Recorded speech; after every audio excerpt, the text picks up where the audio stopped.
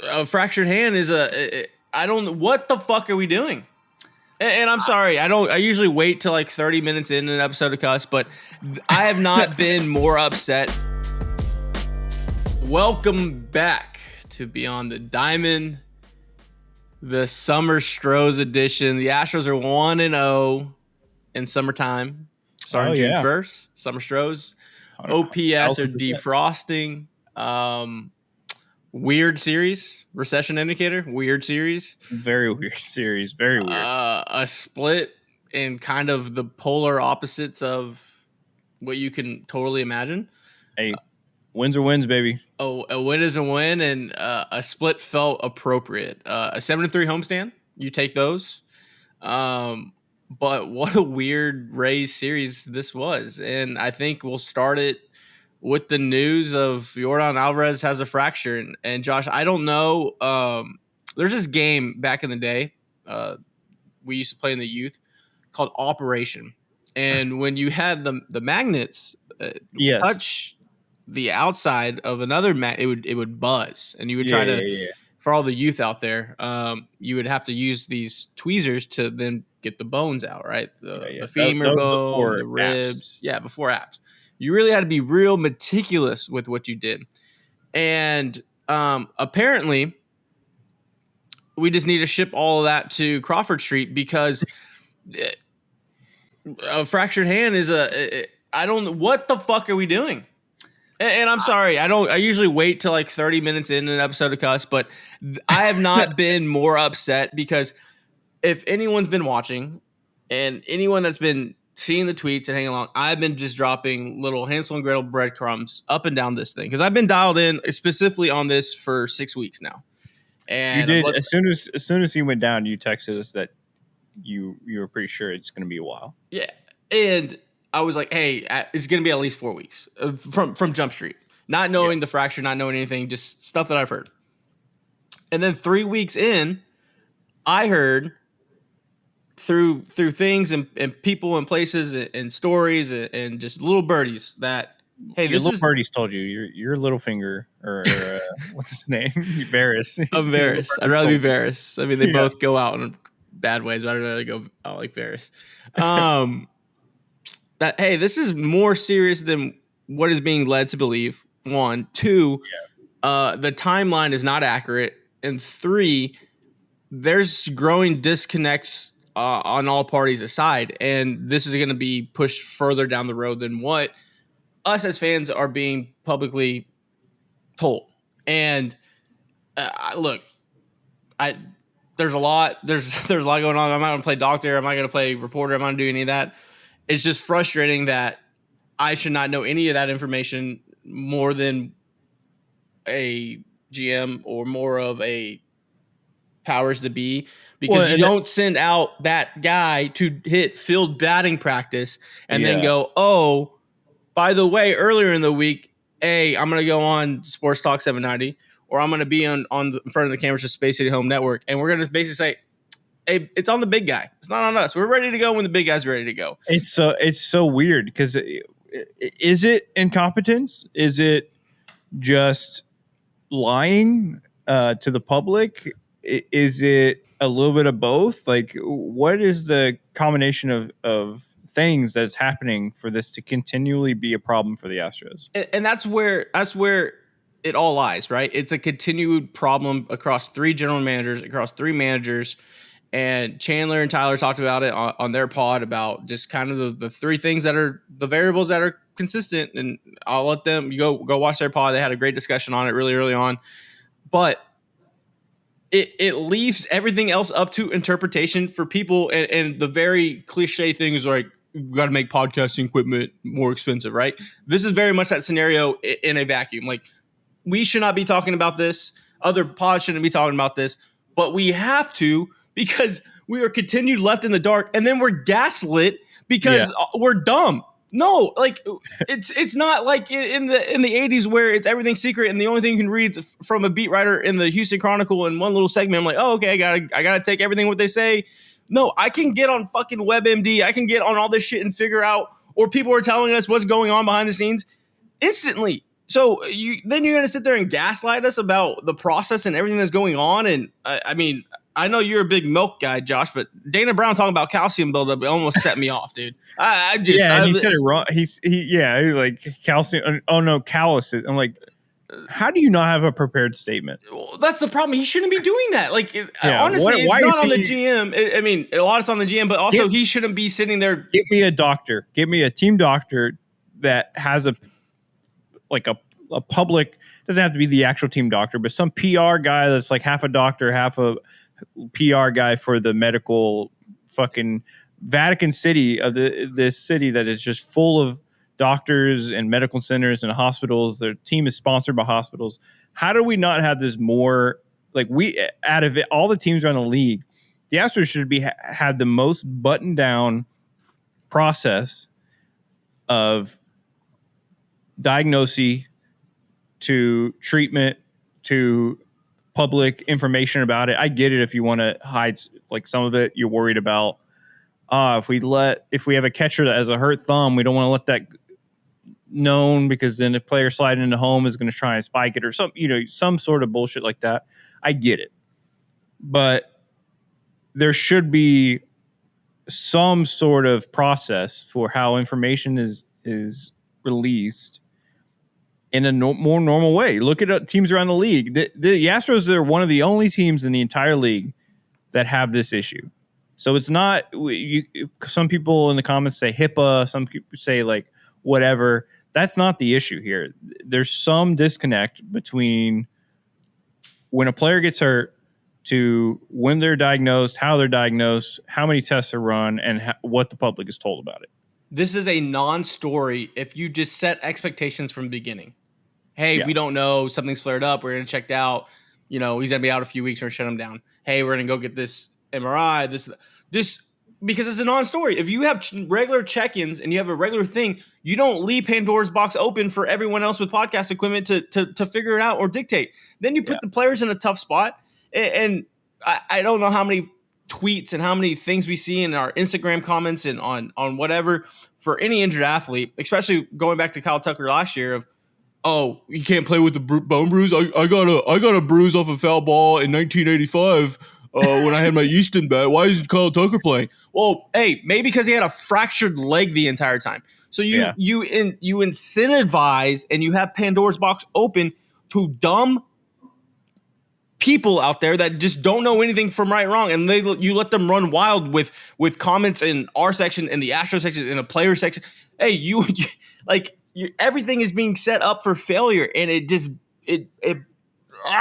frustrates me because if you just from Jump Street was like, hey, this is the process that we're gonna do. This is a non-story. This is nothing. But you're so secretive. It's like the Nicolas Cage book, The President's Book of Secrets. Like, what are we doing? You can do that when you're hanging gold banners in your party on Louisiana Street, not when you're sweating a series against the Rays. You don't get that anymore. You don't get that. Yeah. What's the word? Ignominy or whatever it is. Not immunity, but the other one that's like that. That word. You don't get that anymore. Like, benefit of the doubt or whatever. Yeah. It's just so frustrating. And now the big guy's going to be hurt. I'm going to say All-Star break at least. Really? What the way they're talking about it was, who knows? We could fucking continually gaslit. So take it with a grain of salt. But the way they're talking about it was, at least now we know what it is, and it's 60% healed, and they said he can play when it's 70% healed, depending on pain. And then they also said it could, be like a week or so. So let's go over the timeline. I'm like reverse engineering it. This past Thursday, I sent a text out. I think my guy still says Yordan should sit another 2 weeks. He's being rushed back, right? Because of the media. On 5/19, I just heard Yordan may need surgery if the pain isn't going to be by the end of the week. Okay, that's on the 19th. On the 18th, I texted y'all. I think Yordan's in trouble with this injury. 5/5.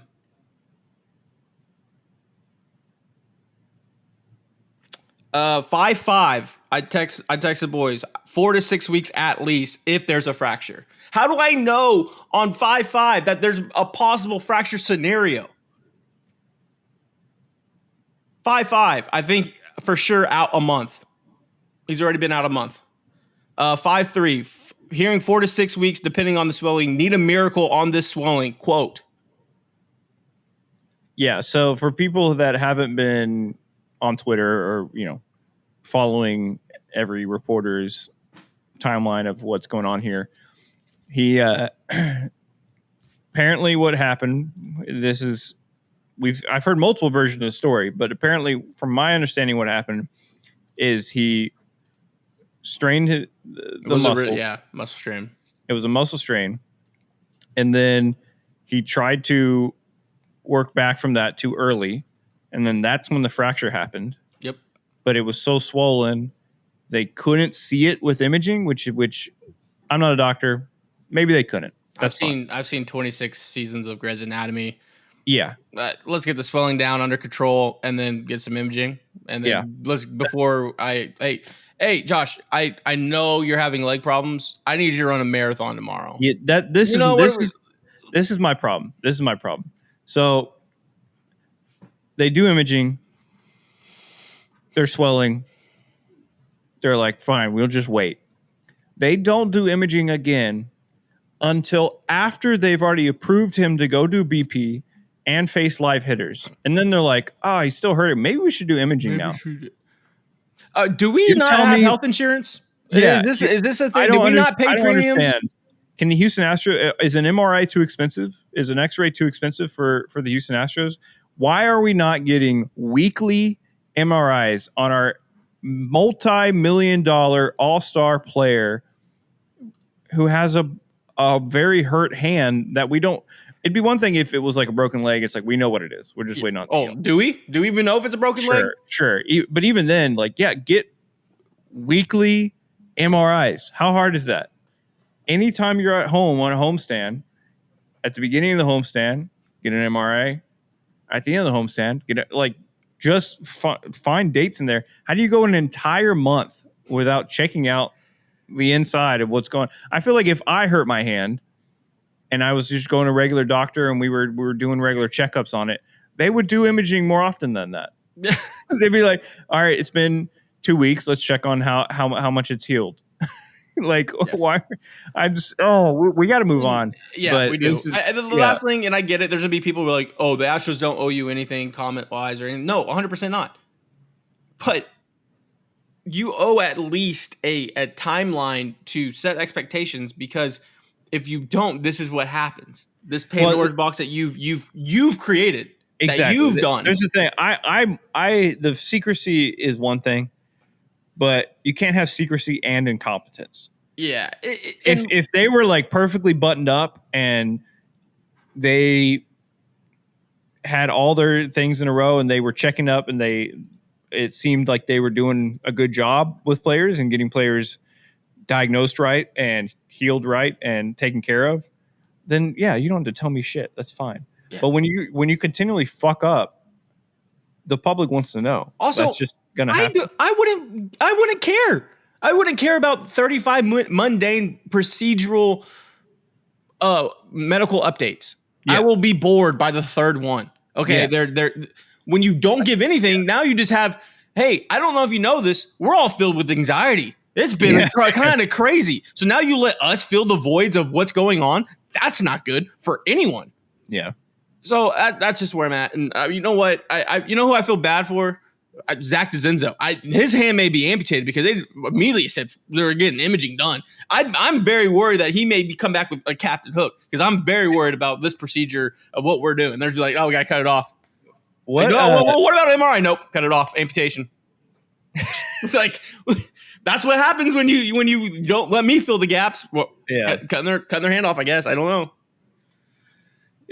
Anyways, it's frustrating that a superstar and the other reason why is a superstar that is a big part of your lineup, a big part of the future, a big part of this year, and specifically this year with how much you are counting on his left-handed bat. Okay, I'm not gonna get us. We're already in trouble. I'm not gonna continue to get us in trouble. let's 2-2 talk split. about 2-2 split. 2-2 2-2 split. Let's split. talk about Hunter Brown. Let's talk about how he threw a one-hit shutout, even though he had not great stuff, not great control. He looked good. He's still like that's an ace right there. That 100%. You know it. When you have your B minus stuff, That might have been C stuff. Like I'm giving it a bit of a doubt. Pitch out C plus C B control, minus. for sure. Yeah, that's what an ace does, and I think the outlier of that Rays series in Tampa, where we talked at nauseum about that, it just wasn't a successful setup of a procedure for a pitcher to go out to do. It's not a surprise that a day game was happening in 100% humidity, whatever.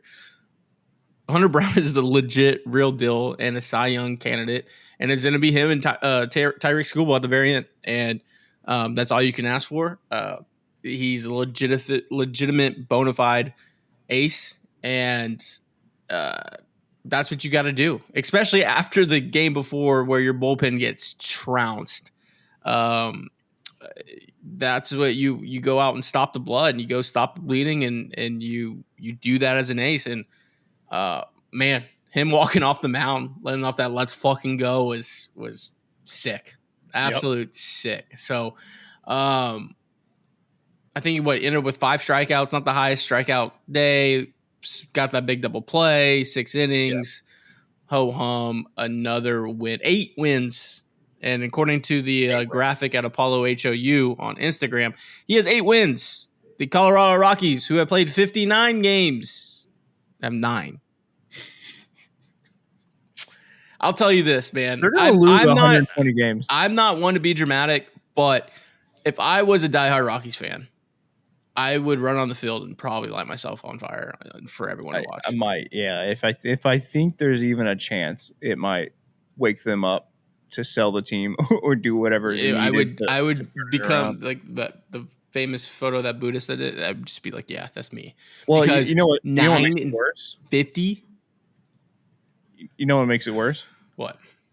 Because of the anti-tanking rules, they can't get a top 10 pick. So this is for nothing. This is just for love of the game. This is just for love of the tank. For love of the tank. This is just love of incompetence. I don't even know. They might even get more penalized than like. That means that's 3 years in a row. They got top 10 picks, and then they're still bad. That's tough. This team is not a Charlie Condon away from being successful. No, they need a lot more help than that. Yeah, this is they're in deep shit over there. I felt like we were in deep shit after 2 losses equaled like 30 runs given up, and 2 wins went 3 runs. But that's just that's just summertime Stros. That's just baseball. That's just baseball. Framber Valdez. I was right again. I said after that White Sox series, I think he found something. I know the stats weren't good, and he found it from that Brewer series on. This Framber Valdez is going to get a lot of money. This Framber Valdez is going to get a lot of money. I have the actual tweet. I threw my phone in angst, but I'll send it to you. I said that I think this is the stretch where he goes on one of those 6 week runs where he's the best pitcher in baseball. And Framber Valdez has done that. I think this Framber Valdez is the one we've been lucky to see over the last 3-4 years. This Framber Valdez is going to get $200 million.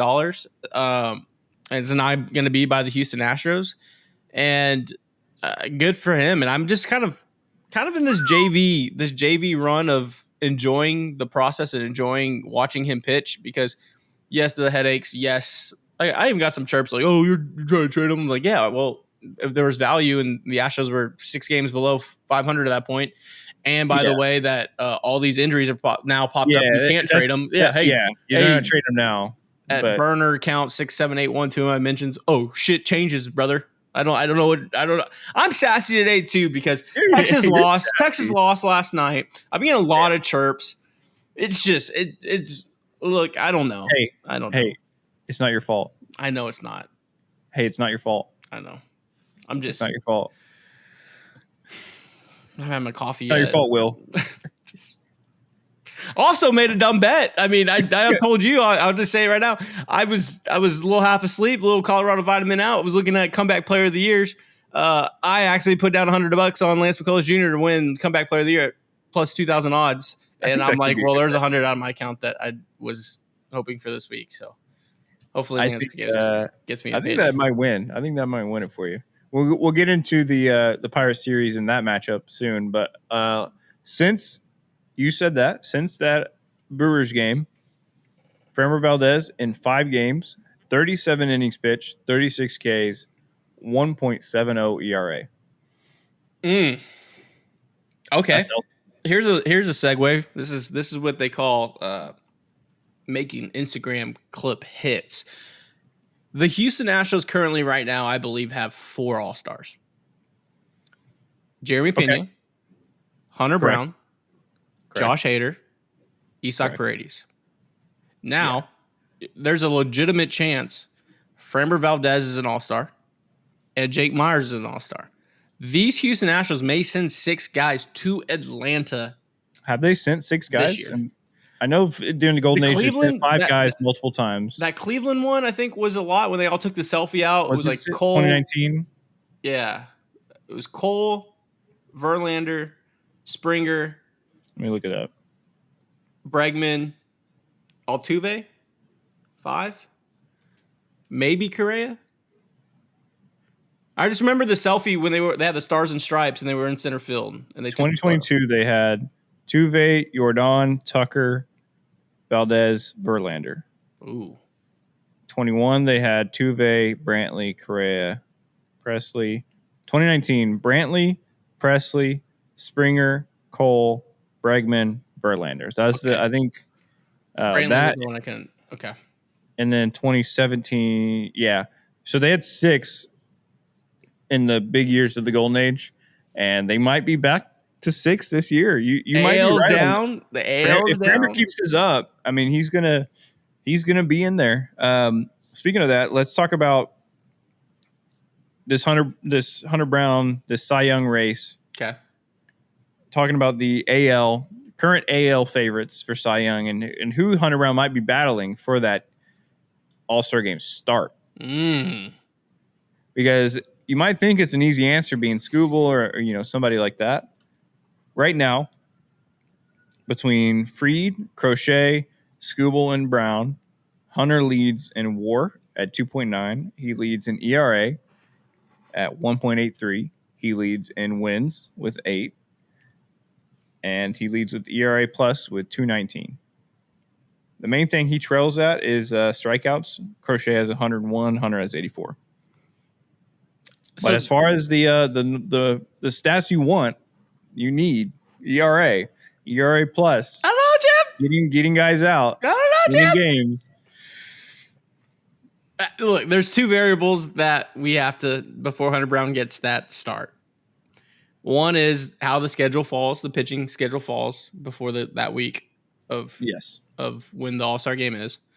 And 2, Aaron Boone is managing the American League. Fuck, it's gonna be fucking Fried. It's gonna be his guy. They just paid $200 million. I look. I'm very much. Hey, I'm giving to the Triple Crown winner, Skubal. He's earned that. But Hunter Brown forcing a conversation this year is incredible, and I love it. And of course, you want that All-Star game start. You want that on your resume. Obviously, there's bigger goals in mind, but it'd be awesome to see him. It'd be awesome. He strikes me as somebody that would really want to pitch in the All-Star game. Like he would care. Oh yeah, that'd be he'd be jazzed up. Oh, remember and talk about Framber. If he makes the All-Star team, is he gonna go? Is he actually gonna go? Is he gonna go? Is he actually gonna go this year? Yeah, I mean it's a very tight race. It's something that's gonna be this year is gonna be one of the more exciting years to watch and care about and vote for the All-Star team for the Astros. There's a couple guys that deserve and might get their first nod because Jeremy's never got a nod, right? Oh, this will be first time. This will be first. Myers, obviously, this will be his first. Hunter, this would be his first, I believe. Haters obviously this would had be him. Paredes second. Yeah, it might be Paredes second. And then Haters like. But this is all a new regime. Like this is all. It's a new core. Like Astros fans, like we're gonna lead the charge. I already have graphics I'm working on. We're gonna be putting this is the first year I really want us to lead a charge for getting our dudes to the All Star game. This is the gorilla. It's one thing we can actually affect is getting people to fucking vote and vote with all your emails multiple times a day. Like, don't forget. First thing you do when you wake up and you're laying in bed and you're just like on your phone, like you're slowly waking up, fucking just do it. Boom, boom, boom. You thought doing a fucking Uncle Sam, dude. I'll do it. You thought the road to Atlanta by General Sherman was a warpath. Just wait till Apollo heads east, brother. It's gonna be a destructive warpath. If we run a successful campaign, we will be there. Oh my gosh! Well, yeah, 100%. That's where I'm at. Also, Jeremy Pena. There's Move Over Jesus Christ Superstar. There's a Jeremy Pena Superstar coming to Broadway this week. Coming to actually the Houston Theater downtown. Coming to you, Jeremy Pena Superstar. 853 OPS, slugging 480, batting 309 for all the people that still have batting average. 9 tanks, 69 hits. Savant Page is sexy. I mean, yeah, he still has some blue in some spots, but man, stealing bases, stealing bags, playing a great shortstop. I tweeted it out. His agent should have an extension yesterday on his desk. You have to find a way to extend him. Like the kids who we expected to be. And I don't think I'll say it again. I don't think it was fair. The expectations thrusted upon him after a really good 3 weeks in October of 22. Everyone thought that was going to be the new Jeremy Pena we see, but it was just a sneak peek. Yeah, it's a sneak peek. And you know what? It was a sneak peek at the end of the movie. You get a little sneak peek at Thor or some superhero. Jeremy and Pena then he shows will up return. a couple years later. Jeremy Pena will return. Yeah, exactly. What the thing is this? I don't think it was fair expectations to expect that. But looking at this year, this was the year you expected the jump from above average major leaguer to superstar, if that jump was going to happen. A lot of times that jump doesn't happen. That guy goes on and continues to play 10 years in the show. He bounces around from teams. He has a successful career, ends up probably in the Hall of Very Good or the Hall of Good. But when you look at these players, you're like, hey, are they going to take that leap to superstardom? Are they going to start taking that process to that? And Jeremy Pena is doing that at the start of his athletic prime. You're seeing that. The changes in the swing. Just he bought a U-Haul truck, and he rented a U-Haul truck. Ow! Officially, we're doing it. We're doing this. He moved right next door to Bobby Witt Jr. Wow. He's on the cul-de-sac. He's right next door. He's honestly, he might have a bigger house than him currently. Do you think he'll big dog Bobby and be like, hey, I brought you some cookies or something? You know, just like, sure. Like, hey, I'm here. Yeah. They went over. He threw a barbecue on a Saturday with better HEB steaks. Yeah. You know, you have Whataburger. I got HEB.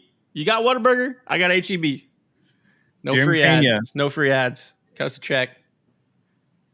Bobby Witt Jr. WAR 2.7. Jeremy Pena. Survey says 3.6. Wow. Are you serious right now? Bobby Witt Jr. 6 home runs. Jeremy Pena. Survey says 9. Bobby Witt Jr. 822 OPS. Jeremy Pena. Survey says Bobby Witt Jr. 129 OPS plus.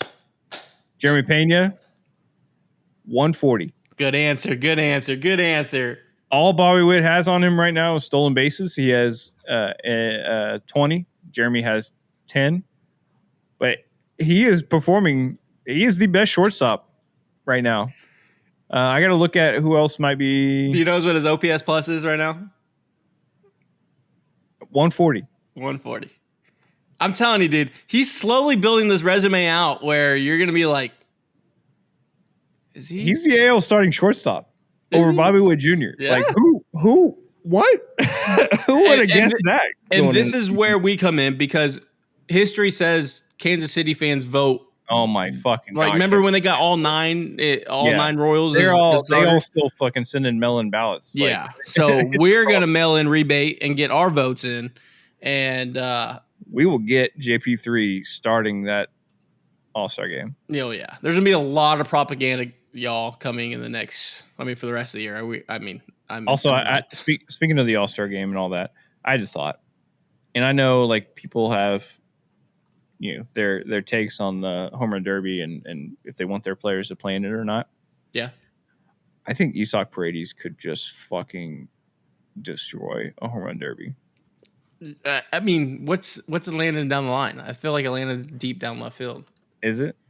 Maybe we wait till next year. Yeah, but it's got to be. I think you're right. I think in a perfect. I feel like he's won multiple home run derbies, like overseas, like just fucking mashing. Brother, you just got to go down 59. Isaac Paredes is playing with the Tios, dude, and hitting Hanks. If they had the home run, if they had the All-Star game back in Houston, which won't happen again for probably fucking 10 years or so. But if it was, he would be minus like 1,000 odds. That home run derby. I was just thinking about it. I was thinking about who on the Astros I would maybe want to be in the home run derby, and his swing and the way he the only worry would be exhaustion with the new format. If it was old school with the outs, with no timer, he would destroy it. Oh yeah. Yeah. He's kind of fallen back to earth a little bit. 794 OPS, 124 OPS plus, 252, 11 tanks. He's had a tough homestand, but I think he'll be all right. Who also had a tough homestand? We can just end the race dialogue with this. The bullpen. So, wasn't great, wasn't pretty. They got absolutely run on 2 of those games. And you know what? I'm glad it all happened all at once and not one guy, 1 week, 2 guys in 2 weeks. It just, you all got it out, flush it out of the funk, and go. Yeah, what's your concernometer? Do you really want to know what I think is the reality of it? I think the Rays are very good at scouting, and I think they had a lot of tells on these guys from the last series. I think that's what it seemed short like. Turnaround. Yeah, it was a combination of that and it looked like once King got a little rattled, he was struggling to kind of find it back again. King was the only one I was kind of concerned with all of that, or a little bit, but he was kind of thrown into some tough situations. Whitley, I just think Whitley needs more reps in general. I don't think, I think expecting him to be elite is a stretch at any time, but especially right now when he's kind of still green. Who else gave a Okert was fine. Yeah. I think he gave up 1 home run. I think there needs to be a hard conversation about the previous phenom. Who's that? Mr. Whitley. Oh, I see what you mean. I don't mind keeping him in there for a while. There's not anybody that's really knocking on the door. He's your new Montero. He's your 10 run lead or 10 run down deficit guy. If I'd give him I have about a 2-week leash on him in my mind. Okay, so what about this? I think there's a scenario where Ron Gusto's last start in the rotation is probably coming up soon. I really think Dana was really pressing and pushing Miguel Uala on the 790 Robert Ford conversation before the Sunday game. It seemed like once Dana Brown, once that starts going, once he starts talking publicly about a player, it's in his mind. So I don't think Gusto's earned a demotion down to Sugarland unless they want to keep him stretched out. Yeah. So is Forrest Whitley the odd man out if Ualo comes up? I think right now Forrest Whitley is definitely the odd man out. On the staff in general, if anybody's coming up, unless it's like let's send Gordon down to get more to continue his starting reps, but we don't want it to happen at the big league club. But yeah, you might be right about that. I didn't realize I didn't hear that about him talking about Uala. I mean, Uala has been a stud. He got a shout out from MLB Pipeline and I think Pitching Ninja recently. 33 innings pitched, 45 strikeouts. His whip is 1.36. He's bringing that down. Yeah, it's the walks that are The walks his is a issue. big thing, but man, his stuff. I mean, Uwala, I feel like would be better. It would be a guy that's better to throw in the pen. I don't, dude. I think he's. But I gotta take. He's Christian Javier 2.0. really, He's got the rise. He sits 94, 95. I really, really, really like this guy. I mean, I'm fine with it. I just, as far as Whitley himself would know, in a vacuum, I'd like to see at least like 5 more outings from him. No, for sure. Yeah. To really make a judgment on like, is he really not meant to be here, or has he just been thrown in some tough situations as far as, we're getting rolled and this team is hot. That, these hitters are feeling good and they're hot and he has to fucking try and come in there. Because a few of the times that he's come into games where the Astros have a blowout lead, I feel like he's done great. And then when it's the opposite, when the Astros are getting blown out and he comes in and the hitters are hot, they're already like, they've been seeing the ball well all day, and then he's having to face them, and it's tough. Especially as a rookie, he's facing these vets who already kind of know. He has a very simple repertoire, even though he can hit 99. I mean, it was awesome. It was awesome to hear a high schooler out of San Antonio throw 99 in 17 when we drafted him, right? Yeah. Now every Johnny Holstaff has guys chucking 99. That should not be your differentiator maker, that you just throw hard. Yeah, I think he needs time with the lab, with the pitching staff, with Caratini, with Diaz, to figure out his identity. I feel like he's kind of lost that a little bit as a pitcher. Like, what is Forrest Whitley's identity? Because you're right. I mean, we face the fucking Reds or whoever, and they just bust out random dudes who throw 101 or whatever. Like, just like 4 relievers that do that. Everyone has those guys. So, what is his pitching identity? What is his repertoire? Like, what is his difference maker to get guys out? I think he's still finding that. So I would give him more run. But yeah, I hear what you're saying. If somebody like Uwala comes up, or they have to make a spot start for some reason and they need a guy out, it would probably be Whitley. I'm assuming he has probably 3 more options, something like that. Whitley's done. Whitley has no more options left. Oh shit! Really? That's why you led with, and there needs to be a hard conversation. I didn't realize that. I thought he had 54.2 hard hit percentage. Yeah. Expecting batting average against him is 300. The launch angle sweet spot percentage 54.2%. The league average for that is 33.2. The league average for hard hit percentage 36.7. So so Whitley's probably playing for his career at least in Houston. His career at Houston, for the next week. The Savant page is not good. Savant page is it's tough. You might be right about that. But I mean, sometimes to move forward, you gotta move back. So, well, looking forward for what's coming up. Another top prospect that has actually. This is not financial advice, but I would maybe take the Pittsburgh pitcher on Tuesday's strikeout prop.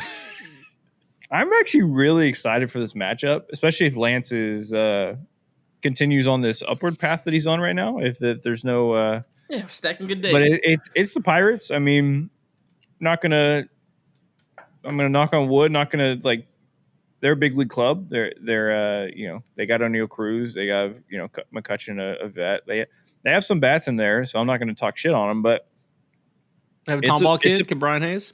It's a Pirates team that Lance is a good test for. If he continues on this upward path, he should be able to handle them. He should be able to get another 7 to 10 Ks and go 5 innings if he can, 5-6 innings if he can stay in the zone. Also, the problem is there's got to be wherewithal right within. Hey, I can't give up any runs today because Paul Skeens is across that. That's you know what I mean? Problem. Then you start pressing. Then we see the walks. I think we'll know really early on what LMJ we're gonna get. But I hope I'm interested in the vet in LMJ facing the young stud and Skeens and this matchup. It might be really fun. people forget Paul Skeens could be tried for treason because he left the. All the Pirates fans What watching are we? burn I you at mean, the look, stake. I'm just saying stats. He was at the Air Force Academy. He transferred portal to LSU for 1 year and then was drafted first overall. Sometimes I don't know if you can just leave the academy willy nilly. I know there was probably, and I know for sure I'm joking because there was a presidential pardon, but some people don't forget that he probably shouldn't be pitching right now, especially Tuesday. This bit's gonna go on forever because he's gonna get traded to the Dodgers one day. We're gonna have to face him in the World especially when Series. he strikes out 15 tomorrow. You're gonna no, I'm gonna profit on it because I'm gonna be on his side tomorrow. I think it's gonna be a good matchup. I think it's gonna be a pitching duel, and then it'll come down to the bullpens. And I don't get me wrong, I haven't done a whole lot of research, but I don't think the Pirates bullpen is that great. David Bednar, who was their closer for a while, they dropped the ball on that, dude. They could have traded him for a king's ransom. Yeah, and then the guy who stepped up for him, I can't remember his name. I looked into him in fantasy. He's okay. You know what I'm excited to see? Mr. Ono Cruz. Oh my god, he may hit a ball. He's for sure hitting a ball 130 miles an hour. He's gonna hit the scoreboard, right? No, he's hitting it across the river. You know when you used to skip rocks as a kid? He's gonna. He's a lefty. He's in a pull one. I mean, switch, but he's in a pull one, and it's gonna skip across that river out there. I love that stadium. It's gonna skip right across. I'm thinking they're at home for some reason.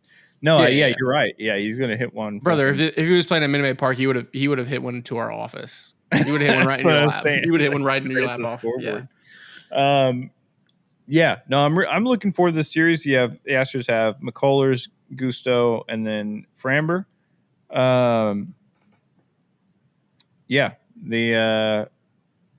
It should be a series they win, even if you drop that first game. We'll see.